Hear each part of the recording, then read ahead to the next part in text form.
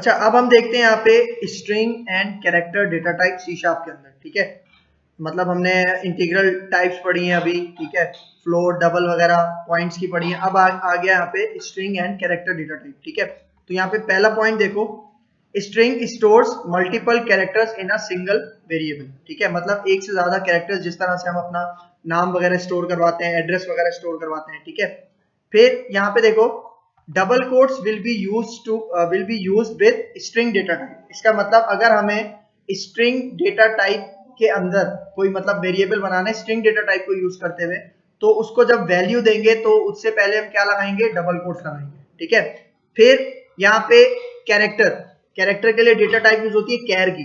ठीक है, char stores single character at a time in a variable, मतलब multiple characters नहीं, सिर्फ एक characters at a time store करवा सकते हो। और कैरेक्टर डेटा टाइप के अंदर अगर आपको वैल्यू स्टोर करवानी है तो उसके लिए आप क्या यूज करोगे, सिंगल कोट्स। ठीक है, तो अगर मैं यहाँ पे आऊं, इन दोनों को अगर फॉर एग्जांपल एक वेरिएबल बनाऊं मैं स्ट्रिंग टाइप का ए, और इसके अंदर फॉर एग्जांपल मैं अपना नाम रखूं आदिल। ठीक है, मतलब मल्टीपल कैरेक्टर्स है यहाँ पे। ठीक है, और इसी तरह अगर मैं कैर, ठीक है, और इसके अंदर फॉर एग्जांपल बी, ठीक है, और इसके अंदर मैं अब सिंगल कोट्स के अंदर, ठीक है, मतलब यहाँ पे सिंगल कोट्स के अंदर फॉर एग्जांपल मैं देता हूँ बी। ठीक है, अच्छा अगर फॉर एग्जांपल मैं डबल कोट्स में दूं तब क्या होगा। ठीक है, अगर मैं डबल कोट्स के अंदर दूं यहाँ पे, तो देखना आपके पास आएगा कंपाइल टाइम एरर। ठीक है, इसी तरह मतलब आप डबल कोट्स जब भी बनाते हो वो रेफर हो जाता है स्ट्रिंग है। ठीक है, मतलब सिंगल कोट्स रेफर करेगा एक कैरेक्टर को। ठीक है ना, तो यहाँ पे अगर मैं इस तरह से करूं तो ये सही है। अच्छा, अगर इसी तरह स्ट्रिंग में अगर मैं डबल कोट्स यूज करने के बजाय सिंगल कोट्स यूज करूं, ठीक है, तो तब भी कंपाइल टाइम एरर देगा, क्योंकि सिंगल कोट किसको रेफर करते हैं, कैरेक्टर को रेफर करते हैं। ठीक है, तो इसीलिए मुझे यहाँ पे स्ट्रिंग लिखते वक्त क्या देना पड़ेगा, यहाँ पे डबल कोट्स लाजमी देने पड़ेंगे। ठीक है, अच्छा फिर इसके अंदर हमारे पास दो और कॉन्सेप्ट है, एक स्केप सीक्वेंस और एक वर्बटिम लिटरल। ठीक है, ये क्या होता है, सबसे पहले स्केप सीक्वेंस देखते हैं। ठीक है, फॉर एग्जांपल मेरे पास ये ए वेरिएबल है ना, इसके अंदर मैं एक मैसेज डिस्प्ले करवाता हूं, वेलकम टू सी शार्प। सही है। अच्छा, अब फॉर एग्जांपल अभी अगर मैं इस ए के स्ट्रिंग को, ए के वेरिएबल को प्रिंट करवाऊं, ठीक है, कंसोल डॉट राइट लाइन, और इसके अंदर अगर मैं ए के वेरिएबल को प्रिंट कर रहा हूं, ठीक है, और इसके बाद हम स्क्रीन को होल्ड करने के लिए कंसोल डॉट रीड लाइन, ठीक है, और यहाँ पे आके अभी अगर इसको रन करूं तो आपके पास सिंपल क्या हो जाएगा, एक स्ट्रिंग प्रिंट हो जाएगा। ठीक है, अच्छा अगर मैं चाहूं ये जो स्ट्रिंग है ये फॉर एग्जांपल मुझे डबल कोट्स में नजर आए, ठीक है, तो यहाँ पे मैं क्या करूंगा, तब हमारे पास एक कॉन्सेप्ट होता है स्केप सीक्वेंसेस का। ठीक है, अगर मैं यहाँ पे अभी इस तरह से ये लगा दूं ना डबल कोट्स, तो देखो अब हमारा कंपाइलर क्या समझ रहा है कि आपने डबल कोट ऑन किया और उसी के बाद ही बंद कर दिया, हालांकि हम तो वेलकम से पहले एक डबल कोट लगाना चाह रहे थे। ठीक है, लेकिन क्या हुआ, वहां पे बाद की जो स्टेटमेंट है उसमें एरर दे रहा है। ठीक है, तो अगर इस तरह से हमें करना है ना कि यहाँ पे मैं चाह रहा हूँ वेलकम टू सी शार्प से पहले और बाद में डबल कोट आ जाए, तब हम यूज करेंगे स्केप सीक्वेंस। तो डबल कोट्स के लिए हमारे पास एक स्केप सीक्वेंस होता है, बैकस्लैश और उसके बाद आपके पास ये डबल कोट का सिंबल, मतलब ये दोनों सिंबल किसको रेफर कर रहे हैं, एक डबल कोट को रेफर कर रहे हैं। ठीक है, फिर इसी तरह अगर मैं इसको कॉपी करके मुझे एंड में भी लगाना है पी के बाद, तो यहाँ पे आके मैं इसको इधर पेस्ट कर देता हूं। ठीक है, तो अब अगर मैं इसको रन करूं तो आप रिजल्ट देखना, देखो अब डबल कोट्स लग गए। ठीक है, मतलब आपके पास ये जो सी शार्प के अंदर कंपाइलर है वो स्केप सीक्वेंस को क्या लेता है, एज अ आप कह लो कि एज अ सिंपल कैरेक्टर नहीं लेता, मतलब क्योंकि ये जितने भी स्केप सीक्वेंसेस हैं ये पहले से डिफाइन हुए हैं। ठीक है, और इस स्केप सीक्वेंस का क्या मतलब है, डबल कोट, एक डबल कोट। ठीक है, अब अगर मुझे सिंगल कोट में चाहिए तो इसी तरह पहले बैक स्लैश फिर सिंगल कोट। ठीक है, स्टार्ट में फिर बैक स्लैश और यहाँ पे सिंगल कोट, और अब अगर मैं इसको रन करूं यहाँ पे तो आप देखना सिंगल कोट में आ रहे हैं। ठीक है, फिर इसी तरह फॉर एग्जांपल अगर मुझे एक बैक स्लैश प्रिंट करवाना है अपने स्ट्रिंग से पहले और एंड में, तो यहाँ पे हम लिखेंगे 2 दफा बैक स्लैश। ठीक है, 2 दफा बैकस्लैश, मतलब ये 2 दफा बैकस्लैश जो मैंने लिखा वो एक बैकस्लैश काउंट करेगा। ठीक है, अगर मैं यहां पे आके इसको रन करूं, ठीक है, तो आप देखना इससे पहले एक बैकस्लैश आ रहा है, ठीक है, स्टार्टिंग में और एंडिंग में। ठीक है, ये हमारे पास एस्केप सीक्वेंसेस हैं जिसकी बहुत बड़ी लिस्ट है। ठीक है, अच्छा, फिर हमारे पास एक और होता है हॉरिजॉन्टल टैब के लिए, मतलब बैकस्लैश और टी।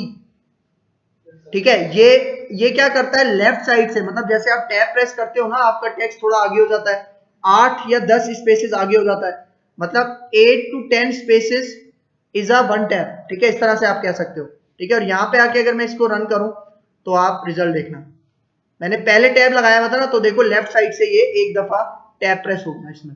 ठीक है, अच्छा, फिर इसके बाद फॉर एग्जाम्पल एक हमारे पास यूज होता है नेक्स्ट लाइन के लिए बैकस्लैश एन। ठीक है, फॉर एग्जाम्पल अगर इस स्ट्रिंग के लिए मैं यहां पे लिखूं 1 2 3, ठीक है, अब मैं चाह रहा हूं जो 1 2 3 है ना, अभी तो मैंने एक ही लाइन में लिखे हैं, मैं चाह रहा हूं ये अलग अलग लाइन में प्रिंट हो मेरे पास। ठीक है, जब मैं ए का वेरिएबल कॉल करवाऊं तो मैं यहां पे क्या यूज कर लूंगा, बैकस्लैश फिर एन। ठीक है, और फिर इसके बाद दोबारा बैकस्लैश और एन। देख रहे हो, मतलब पहले 1 प्रिंट होगा, फिर ये देखेगा कि बैकस्लैश एन लगा हुआ है, फिर ये 2 को नेक्स्ट लाइन पे ले जाएगा। ठीक है, फिर इसी तरह दोबारा देखेगा बैकस्लैश एन लगा हुआ है, फिर ये 3 को नेक्स्ट लाइन पे ले जाएगा। तो अब अगर मैं यहाँ पे इसको प्रिंट कर रहा हूं, ठीक है, तो देखो 1 2 3, हालांकि हमने लिखा सिर्फ एक ही लाइन में था स्ट्रिंग के अंदर, लेकिन बैकस्लैश एन के थ्रू हमने क्या किया, उसको मल्टीपल लाइंस में ले आया। ठीक है, सही है। तो ये होते हैं एस्केप सीक्वेंसेस, और भी इसकी बड़ी लिस्ट है, काफी बड़ी लिस्ट है, आप देख सकते हो, मतलब जो मोस्ट कॉमन हमारे पास यूज होते हैं वो मैंने यहाँ पे डिस्प्ले करवाया आपको। ठीक है, अच्छा, फिर इसके बाद हमारे पास एक और कॉन्सेप्ट होता है जिसका नाम है वर्बटिम लिटरल।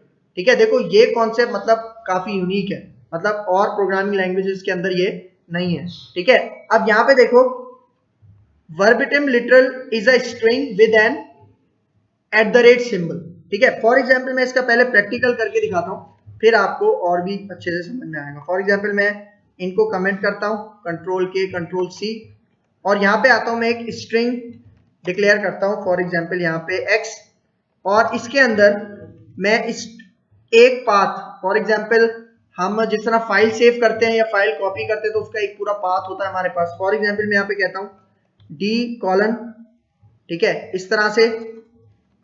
ठीक है, और फॉर एग्जाम्पल यहाँ पे आदिल, और इसके अंदर एक और फोल्डर हमारे पास है, फॉर एग्जाम्पल ट्यूटोरियल्स, और इसके अंदर एक और फोल्डर है, फॉर एग्जाम्पल मेरे पास C#। ठीक है, मतलब ये मेरे पास क्या है, एक तरह से आपके पास एक पाथ है, ठीक है, जो आपने एक वेरिएबल के अंदर स्टोर करवाया है। ठीक है, अच्छा देखो यहाँ पे मैंने 2 दफा ये क्यों लगाए, मतलब बैकस्लैश आपके पास ये 2 दफा क्यों लगाए, क्योंकि ये जो 2 दफा लगाया ना, ये एक बैकस्लैश को रेफर करते हैं, क्योंकि एस्केप सीक्वेंस है। ठीक है, तो अगर फॉर एग्जांपल अभी मैं यहाँ पे इस x को प्रिंट करवाऊं, ठीक है, मैं यहाँ से इसको अनकमेंट करता हूँ और a की जगह x, ठीक है, यहाँ पे आके मैं इसको अब रन करता हूं, तो आप रिजल्ट देखना, देख रहे हो एक दफा ये प्रिंट हो रहा है। अच्छा, अगर फॉर एग्जांपल मैं लिखूं ही एक दफा, तब क्या होगा, मतलब अगर यहाँ पे मैंने 2 दफा लिखे है ना, एस्केप सीक्वेंस यूज कर रहा हूं, अगर मैं यहाँ पे लिखूं ही एक दफा, ठीक है, तो देखो क्या होगा, तो यहाँ पे देखो अब एरर आ रहा है। ठीक है, मतलब मैं एक दफा स्ट्रिंग के अंदर नहीं लिख सकता, मतलब अगर मुझे बैकस्लैश फॉर एग्जाम्पल लिखना है तो मुझे लाजमी उसका एस्केप सीक्वेंस यूज करना पड़ेगा। ठीक है, क्योंकि देखो अगर यहाँ पे एरर नहीं आता तो एस्केप सीक्वेंस का भी कोई फायदा नहीं था। ठीक है, उसको यूज करने की जरूरत ही नहीं पड़ती, तो इसलिए हम यहाँ पे क्या करते हैं, एस्केप सीक्वेंस को यूज करने के लिए डबल बैकस्लैश लगाते हैं। लेकिन यहाँ पे देखो, अगर फॉर एग्जाम्पल कोई नया आपके पास प्रोग्रामर है जो C# लैंग्वेज को सीख रहा है, ठीक है, तो उसको मतलब अगर एस्केप सीक्वेंस के बारे में नहीं पता तो वो इसको रीड करने में मुश्किल होगी। ठीक है, कि भाई ये जो डबल डबल लगाया हुआ है ये क्यों है, क्योंकि फोल्डर के अंदर अगर हम फोल्डर को सेपरेट करते हैं तो एक बैकस्लैश यूज होता है, ये दो क्यों लगे हुए हैं यहाँ पे। ठीक है, तो अगर मतलब आप चाह रहे हो कि ये जो मैंने सिंगल लगाया हुआ था ना, इसमें जो एरर आ रहा था ये एरर ना आए, मतलब एस्केप सीक्वेंस को वो रीड ना करे, ठीक है। तो हम यहाँ पे यूज करते हैं वर्बटिम लिटरल, ठीक है, जिसका मैंने आपको यहाँ पे अभी बताया कि सिंबल क्या होता है, एट द रेट। तो ये एट द रेट मैं लिखूंगा, ये जो डबल कोट स्टार्ट किया ना इससे पहले, तो देखो एरर चला गया। इसका मतलब जैसे ही मैंने यहाँ पे ये वर्बटिम लिटरल लगाया, इससे क्या होगा कि वो जितने भी एस्केप सीक्वेंसेस है ना उनको इग्नोर कर देगा, ठीक है। मतलब अगर आप चाहो कि भाई मुझे एस्केप सीक्वेंस, मतलब फॉर एग्जांपल अगर आप सच में बैक स्लैश और एन लिखना चाह रहे हो, लेकिन आप ये भी चाह रहे हो कि न्यू लाइन पे ना जाए, मतलब आप कोई भी एक ऐसा फॉर्मेट बना रहे हो जिसमें आपने बैक स्लैश एन लिखा, लेकिन जैसे ही आपने बैक स्लैश एन लिखा कंपाइलर समझ जाएगा कि ये तो एस्केप सीक्वेंस है और वो नेक्स्ट लाइन पे ले जाएगा। लेकिन हमारे पास कुछ कंडीशंस ऐसी होती हैं जिसमें हम चाहते हैं कि जो जैसे हमने लिखा है ना, बेशक वो एस्केप सीक्वेंस हो लेकिन उसको एस्केप सीक्वेंस काउंट ना करे, तो तब हम यहाँ पे लगाते हैं वर्बटिम लिटरल। देखो एरर चला गया। अब अगर मैं इस एक्स को प्रिंट करवाऊं, ठीक है, तो आप यहाँ पे रिजल्ट देखना उसी तरह से आ रहा है।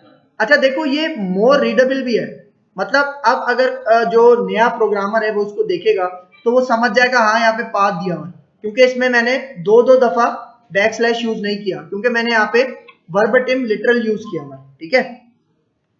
तो यहाँ पे अब मैं आऊं, इसकी थ्योरी देख लो, ठीक है।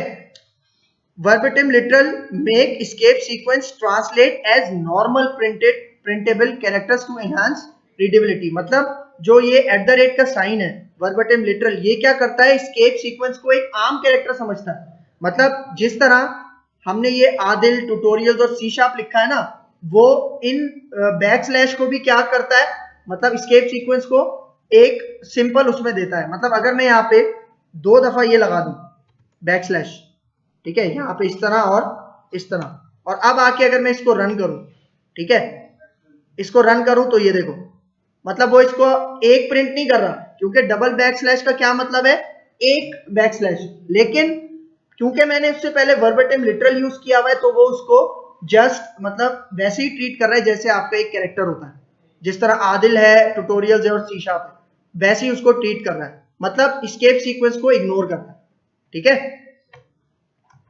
तो यही पॉइंट ये यहाँ पे बता रहे हैं। अच्छा अब प्रैक्टिकल एग्जांपल जो अभी हमने की, यहाँ पे देखो, देखो यहाँ पे जब हम डबल बैक स्लैश यूज कर रहे थे तो ये लेस रीडेबल था, मतलब ये रीड नहीं किया जा रहा था, क्योंकि डबल बैक स्लैश का मतलब अगर किसी को एस्केप सीक्वेंस का नहीं पता तो उसको रीड करने में मुश्किल होगी, ठीक है। लेकिन अगर मैंने यहाँ पे पहले जस्ट वर्बटिम लिटरल यूज किया और उसके बाद जैसे हम पाथ लिखते हैं वैसे ही हमने लिखा, तो ये क्या हो जाएगा, मोर रीडेबल हो जाएगा, समझने के लिए हमें और आसान हो जाएगा, ठीक है। तो ये आपके पास कॉन्सेप्ट था डेटा टाइप्स, स्ट्रिंग कैरेक्टर और एस्केप सीक्वेंस और वर्बटिम लिटरल का, ठीक है। मतलब ये वर्बटिम लिटरल का कॉन्सेप्ट यूनिक है सी शार्प के अंदर, ठीक है, क्लियर है।